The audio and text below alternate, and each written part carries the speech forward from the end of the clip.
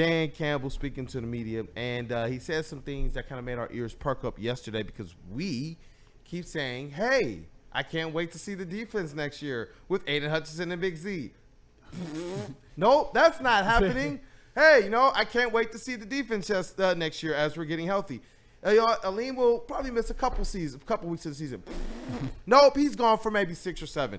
And now we hear Malcolm Rodriguez is going to be out until November while still recovering from a torn ACL. Flan, I got to ask you, is this a big concern? Because I know where he was to start the season, but as things wore on, we saw exactly the type of player that Malcolm Rodriguez was. And we know this, with Kelvin Shepard stepping into his first year as defensive coordinator, we know that as the linebackers coach, there's some comfortability there. There's some belief there, and he coached up Malcolm Rodriguez. How big of a concern is this for you overall? Well, first off, JB, do we have the sound from Dan Campbell? Oh, yeah, we got that. Go ahead and play that if you would, please, and then I will give my response. Talk about Malcolm. Yeah, well, he's not going to be starting the season out. Conservatively, November. Or maybe that's probably the best way to say it. Probably November, somewhere in there. I think I know that I wouldn't say that I've forgotten about it, but Malcolm Rodriguez, he tore his ACL, what was it, somewhat late in the season. I think it was against Chicago, but it wasn't like at the beginning. So you probably, or at least I probably should have been more aware of the fact that there was a chance that Malcolm Rodriguez isn't going to start the year. And just to give some context to Malcolm, because I always say that he had the best season of his career last year. Say what you want about it, but he was a top 20 PFF ranked linebacker last year. And my favorite stat about Malcolm Rodriguez besides that is that he only had a 5.3 missed tackle rate. That's an elite number, and it's a big improvement over what he was in his previous couple of years. And you've also saw especially this past year, his coverage, I think, improved a lot over what it was his rookie year, because his second year, he was more of a special teams player. But his third year, he improved his coverage. He improved his missed tackle rate. He was, by PFF standards, a top 20 ranked linebacker, higher graded, actually, than one Mr. Alex Anzalone. So, yeah, Malcolm Rodriguez, he's somebody that Lions would want in their lineup. And Kool-Aid, you kind of touched on it.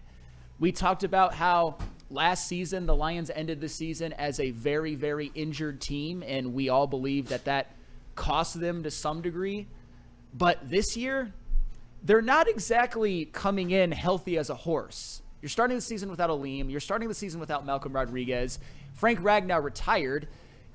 There might be a bit of an adjustment period. And, oh, by the way, Alex Anzalone appears a little disgruntled. Derek Barnes is coming off of injury. And I'm not saying the sky is falling. It's just you have to give every single angle to this. And that's why I think Lions fans should be prepared for maybe not the start to the season that a lot of us were expecting, but ultimately I think they'll be fine as the interior O-line gels, as Rodriguez comes back, as Aleem comes back. That's when they're really going to make their mark. But at the beginning of the year, it's not ideal to have all those guys missing. Yeah, it's not ideal at all. And this is where, I started to take a little bit of concern, at least with the defense. I have a lot of belief, but some people are saying, hey, look, with the injuries, waiting for people to come back, seeing what's happening right now, seeing the disgruntledness, knowing that you do got some new coordinators and some new, positional coaches that are just coming to this team, there's going to be some concern starting off the season. There's going to be some concern while they're trying to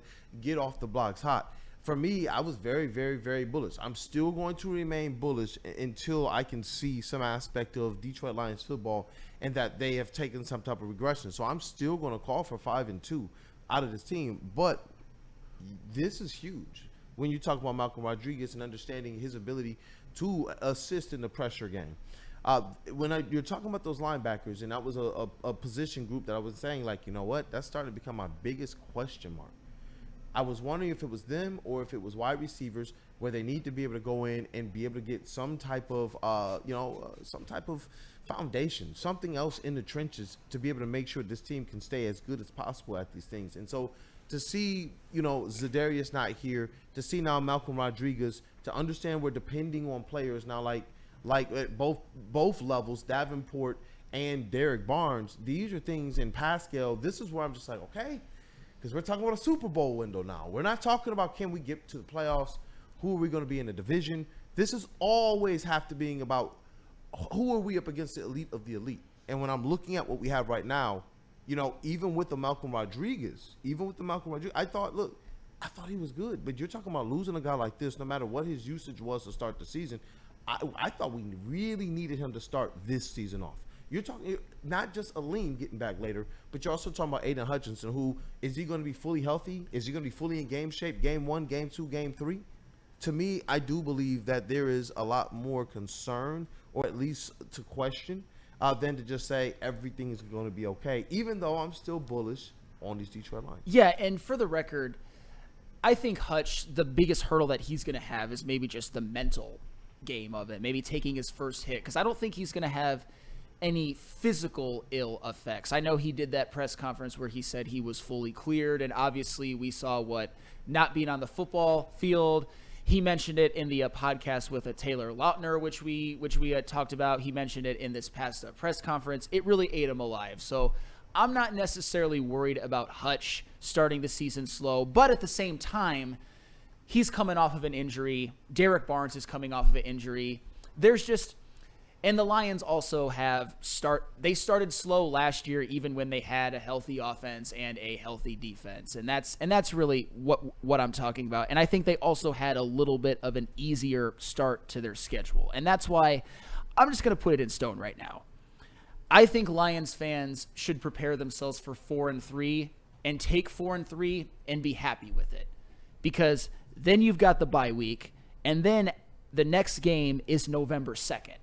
That's when you could get Rodrigo back, Aleem back. That's when hopefully there's more continuity on the offensive line. You know who's playing center. You know who's at both guard positions. You see if Tate Ratledge has been a rookie revelation. Tristan Colon has been good. Miles Frazier.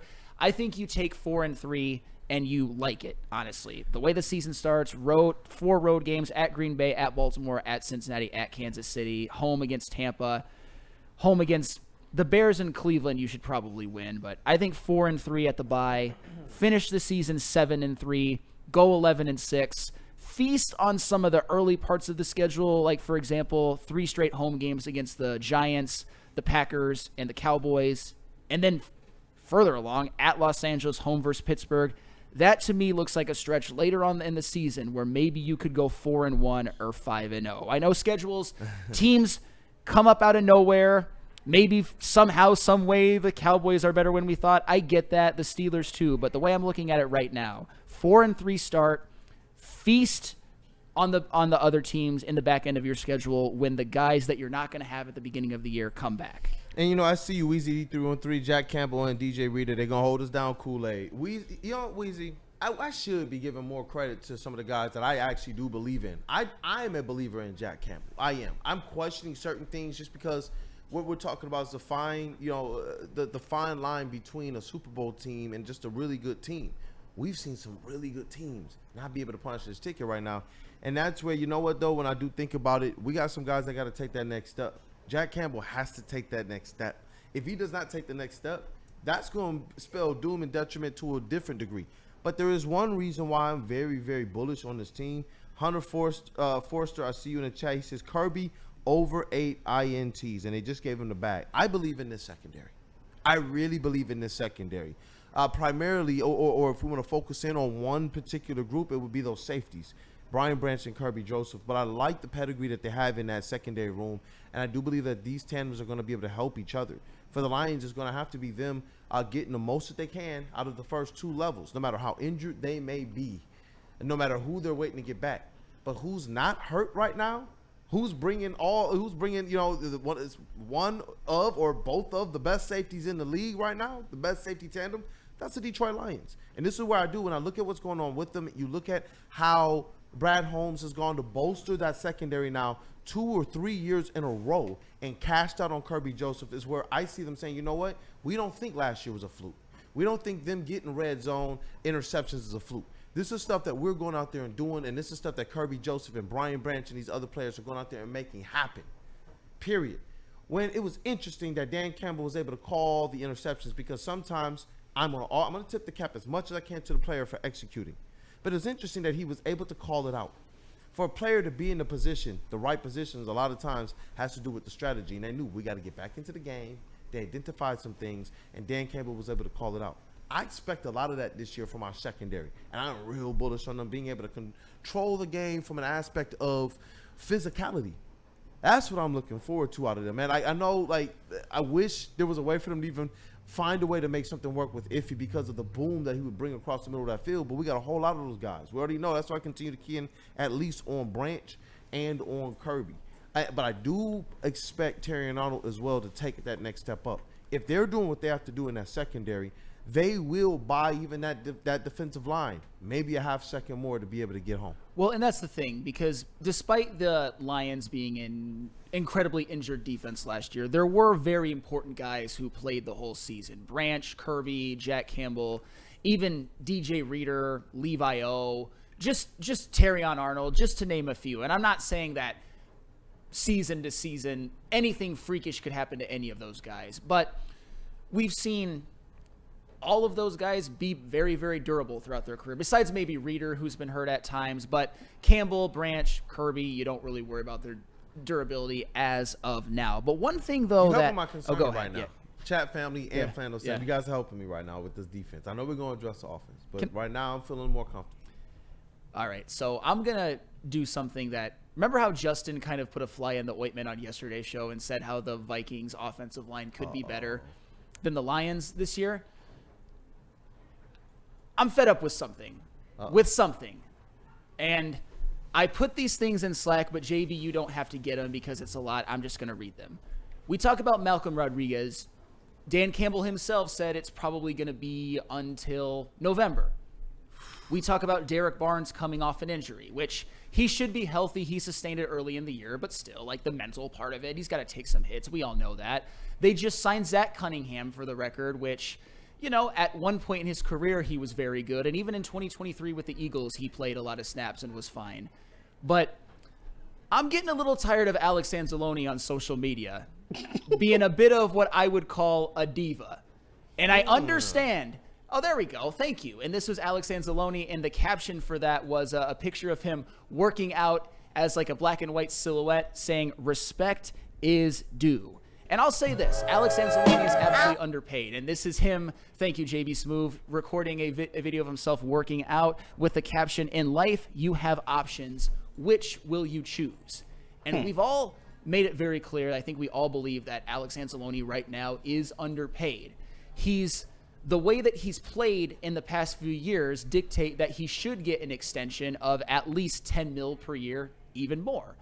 But at the end of the day, it's not about what you did, it's about what you will do. And I'm not saying I'm anti-Alex Anzalone extension, but for a guy that wears the green dot, for a guy that seems like a team guy, it's too much. And it's not just that. Because if you go back even further, Alex Anzalone posts something I think it was about his coverage rates when it comes to linebackers, and the caption was, "No other linebacker is asked to do what I do."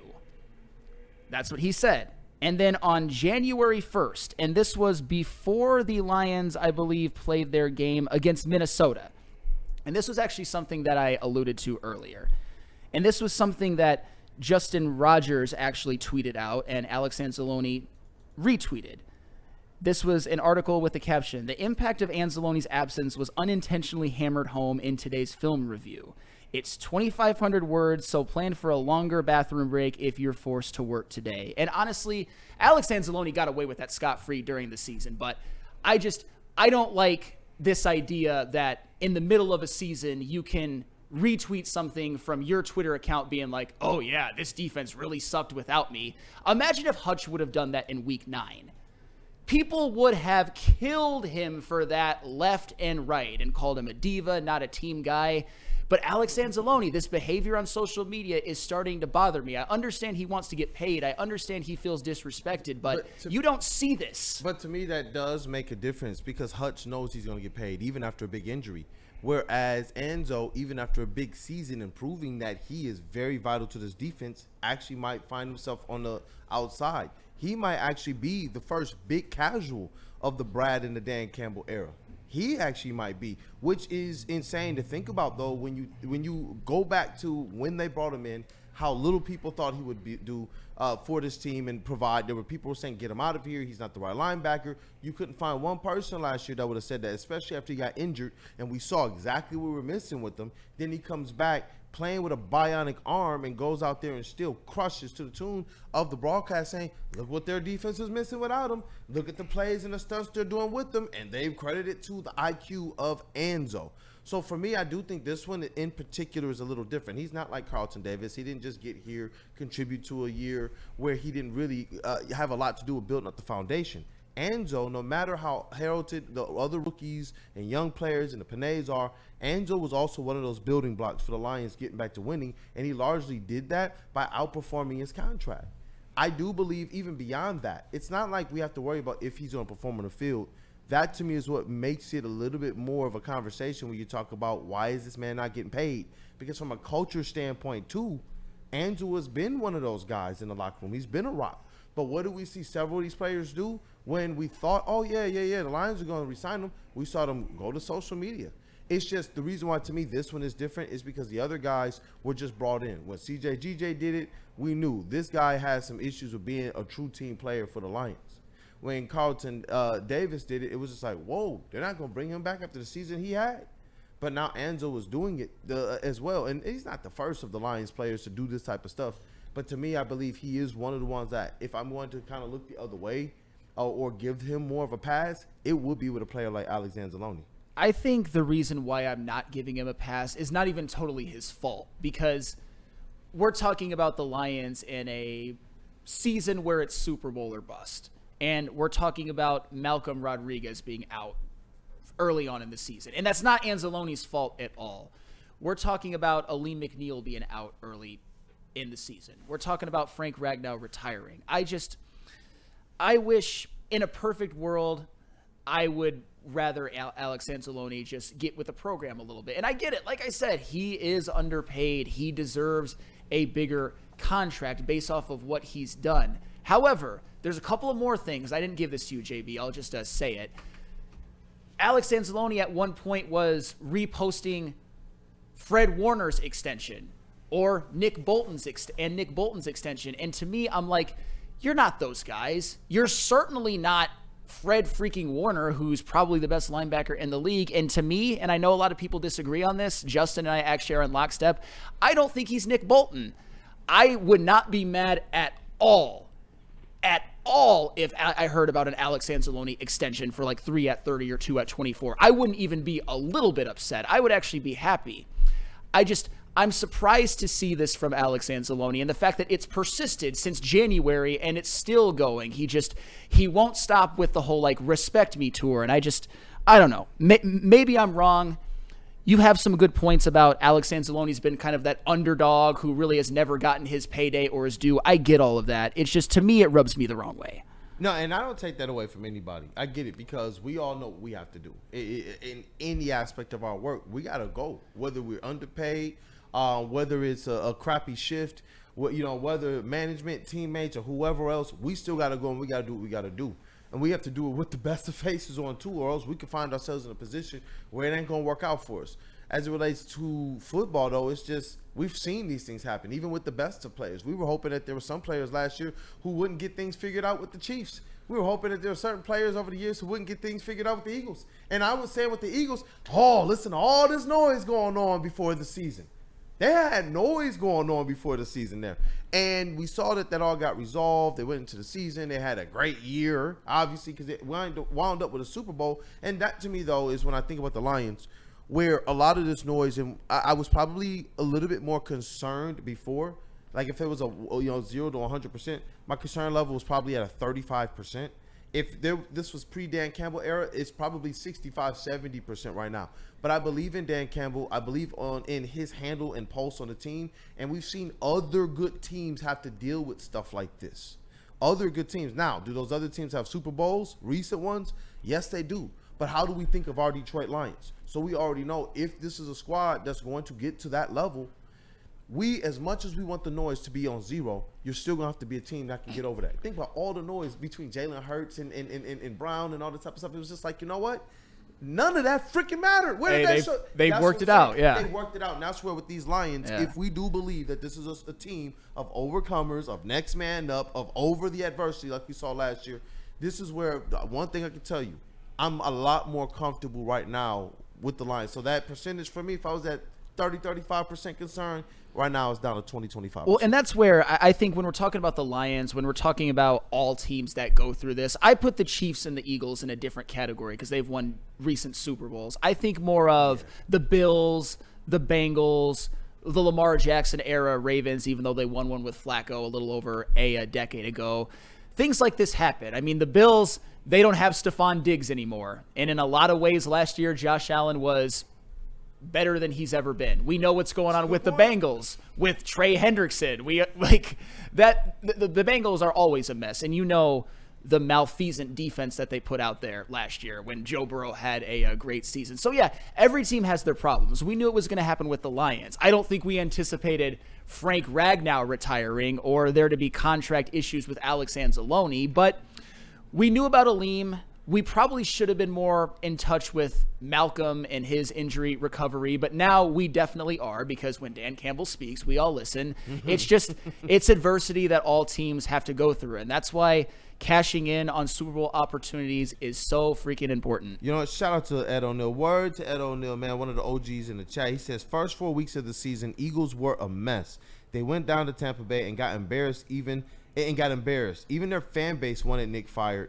And look what happened after. Lions fans, they're going to need patience. Well, and that's why I said, That's a great comment. And that's exactly why I said what I said at the beginning. I'm not saying that the Lions could start 4-3 to make people scared. I'm saying that they could start 4-3, and it's not going to mean a damn thing, especially if they finish the season healthy, if they get healthy as the season goes on and everything's fine.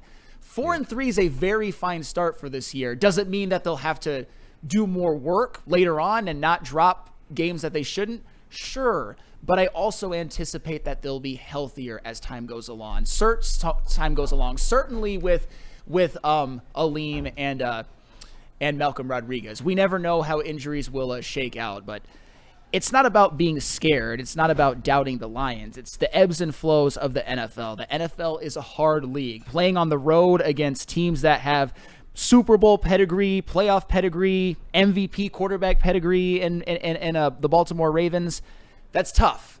And I think they're going to get through it just fine. I think ultimately they will be fine. But as Ed O'Neill said, even teams like last year's Philadelphia Eagles, who ended the season looking like a goddamn wagon, there were questions all over the place after 4 games. I gotta say, man, I see some people in the chat who actually are kind of feeling what you're putting down, bro. Terrell Lamar, Anzo the homie, but no one is bigger than the program. And I wonder how many more people out there feel like that. Randall Small, so Anzo is using the injuries as leverage to get paid more. That's kind of sad because he could have stayed in New Orleans. Well, nobody would have wanted that. Yeah. Greg 2025, Anzo needs a new agent. Some people believe that it's just the agent that's really driving this stuff and that maybe he wants to actually be here. But we know how the Angels do things. Yeah. It's interesting to see how people actually feel about this because I thought that Alex Anzalone was somebody who all Lions fans caped for. When you look at a guy like Jake Rogers, you can't say nothing bad about him. Jake Rogers has to be a lifetime Lion. Like, seriously, I thought Alex Anzalone was in that era. But I'm realizing today, people are just kind of like, man, that Campbell can hold it down. I'm like, guys, no matter what we think about how the contract situation should work out, Alex Anzalone is a plus linebacker for the Lions. There's something about what happened when they plugged him in with Detroit. It was just a match made in heaven. Don't mention Reiki Rogers. Oh my goodness, you got me started on him, and I was open to him having an okay season because he did have some big hits in the playoffs. But since you brought it up, I got to talk about Mr. Reiki Rogers and his 118 batting average this season, his 387 OPS, his 199 career average, his 652 OPS. Meanwhile, Dylan Dingler is damn near at all-star level, might make the all-star team. Crazy clown. I don't see you calling Jake Rogers Lance Parrish anymore, bruh. Acting all smug about it. Where you at, crazy clown? You're not here because Jake Rogers, with all due respect, and I love the Tigers, and I'm not mad at him specifically, is a bomb. Bring back Nito. Bring back Nito. Bring back Nito. Bring back Nito. but he's got a walrus mustache, and he is decent behind the plate. Get him off my team. And you know I don't speak ill of the Tigers right now, but Jake Rogers can the cult of Reiki Rogers makes me want to stab.